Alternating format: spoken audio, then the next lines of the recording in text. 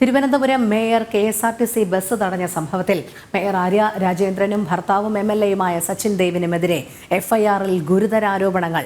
ബസ്സിലെ CCTV ക്യാമറയുടെ memory card പ്രതികൾ നശിപ്പിച്ചുവെന്നും എം.എൽ.എ ബസ്സിൽ അതിക്രമിച്ചു കയറിയെന്നുമാണ് യദുവിന്റെ പരാതി. തിരുവനന്തപുരം 1-ാം ക്ലാസ് മജിസ്ട്രേറ്റ് കോടതിയാണ് കേസെടുക്കാൻ ഉത്തരവിട്ടത്.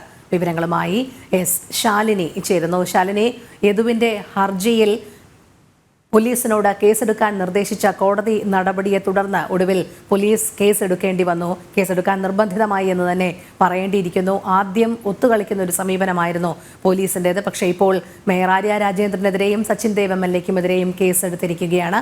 പക്ഷേ എഫ്ഐആറിൽ വളരെ ഗുരുതരമായ ആരോപണങ്ങൾ തന്നെയാണ് ചുമത്തിയിരിക്കുന്നത്. എന്തെല്ലാം വകുപ്പുകൾ ചേർത്താണ് ഇവർക്കെതിരെ കേസ് നിലവിലെടുത്തിരിക്കുന്നത്?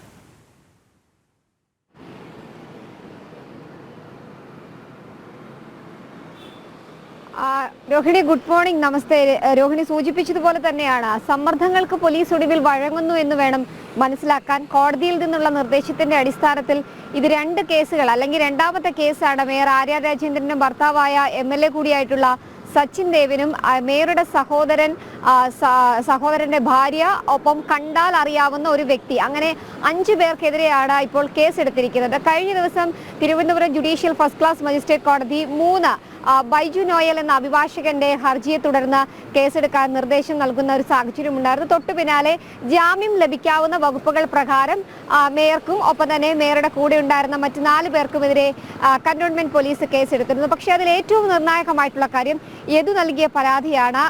സിറ്റി പോലീസ് കമ്മീഷണർ ഒപ്പം തന്നെ കന്റോൺമെന്റ് പോലീസിന് ഉൾപ്പെടെ നൽകിയ പരാതി അന്വേഷിക്കുന്നത് അടക്കമുള്ള കാര്യങ്ങളിൽ ഗുരുതരമായിട്ടുള്ള വീഴ്ച പോലീസിന്റെ ഭാഗത്തു നിന്നുണ്ടാകുമ്പോഴാണ് തിരുവനന്തപുരം വഞ്ചിയൂർ കോടതിയിൽ ഇത്തരത്തിലൊരു ഹർജി യദു നൽകുന്നത്. KSRTC വാഹനം ഓടിച്ച ഡ്രൈവർ. പക്ഷേ ആ കേസിലാണ്, അല്ലെങ്കിൽ ആ ഒരു ഹർജിയിലാണ് ഏറ്റവും നിർണായകമായിട്ടുള്ള നടപടികൾ ഉണ്ടായിട്ടുള്ളത് എന്നുള്ളതാണ് ഏറ്റവും ശ്രദ്ധേയമായിട്ടുള്ള കാര്യം. ഇന്നലെ വൈകിട്ടോടുകൂടിയാണ് കോടതിയിൽ നിന്നും ഇതുമായി ബന്ധപ്പെട്ട നിർദ്ദേശവും നിരീക്ഷണവും വരുന്നത്. ആ നിർദ്ദേശത്തിന്റെ അടിസ്ഥാനത്തിൽ കന്റോൺമെന്റ് പോലീസിന് ഒടുവിൽ കേസെടുക്കേണ്ടി വന്നു. അതും നോൺ ബെയിലബിൾ ആയിട്ടുള്ള കുറ്റങ്ങൾ ചുമത്തിയാണ് മേയർ ആര്യ രാജേന്ദ്രനും ഭർത്താവും എം.എൽ.എയുമായ സച്ചിൻ ദേവിനും ഒപ്പം തന്നെ മേയറുടെ സഹോദരന്റെ ഭാര്യ, കണ്ടാൽ അറിയാവുന്ന ഒരു വ്യക്തി, അങ്ങനെ ഉൾപ്പെടെ 5 പേർക്കെതിരെ ഇപ്പോൾ കേസെടുത്തിരിക്കുന്നത്.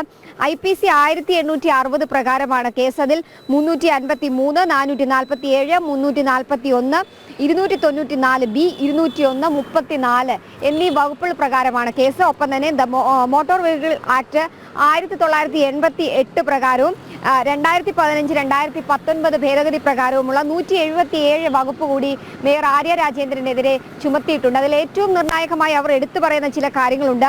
ഈ കേസുമായി ബന്ധപ്പെട്ടതിന് ഏറ്റവും നിർണായകമായിട്ടുള്ള രേഖകൾ ഈ KSRTC വാഹനത്തിൽ ഉണ്ടായിരുന്ന ക്യാമറ ദൃശ്യങ്ങളും ഒപ്പം തന്നെ അതുമായി ബന്ധപ്പെട്ട മെമ്മറി കാർഡുമാണ്. ആ മെമ്മറി കാർഡ് ഇല്ലാതാക്കാൻ, അല്ലെങ്കിൽ ആ മെമ്മറി കാർഡ് ആ വാഹനത്തിൽ നിന്നും മാറ്റാൻ അതിൽ നേതൃത്വം നൽകിയത് മേയർ ആര്യ രാജേന്ദ്രനും ഒപ്പം തന്നെ കൂട്ടാളികളും MLA ആയിട്ടുള്ള സച്ചിൻ ദേവ് അടക്കമുള്ളവരാണ് എന്നുള്ള ഗുരുതര ആരോപണങ്ങൾ കൂടിയാണ് ഈ FIRൽ ഉള്ളത് എന്നുള്ളതാണ് ഏറ്റവും ശ്രദ്ധേയമായിട്ടുള്ള കാര്യം.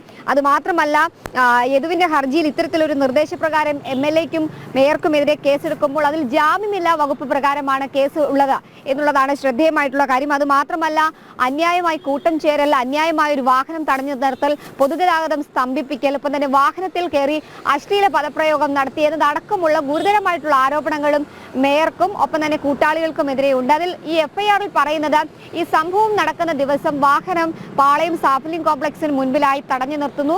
ഈ 5ഓളം പേർ വാഹനത്തിൽ നിന്ന് ഇറങ്ങുന്നു. സീബ്ര ലൈനിൽ പൂർണ്ണമായും മേയറും കൂട്ടരും. അതെ, ശരി ശാലിനി, വ്യക്തമാണ്.